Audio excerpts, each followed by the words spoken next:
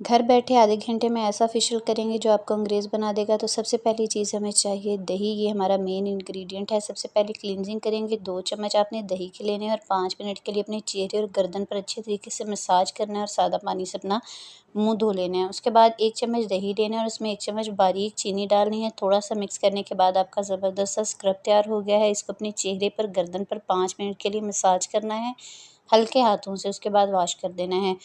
फिर massage cream तैयार करने के लिए आपने 2 चम्मच दही के लेने हैं, 1 चुटकी हल्दी की ऐड करनी है और रोगने बादाम के 6 से 7 कतरे डालकर अच्छे तरीके से मिक्स करना है और चेहरे को 5 से 7 मिनट के लिए अच्छे तरीके से मसाज करना है।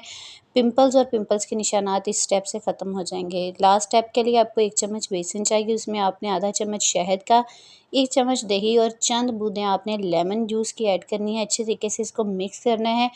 अपने चेहरे और गर्दन पर लेप करनी है, 25 मिनट के लिए रहने देना है और उसके बाद वॉश कर देना है। आपका चेहरा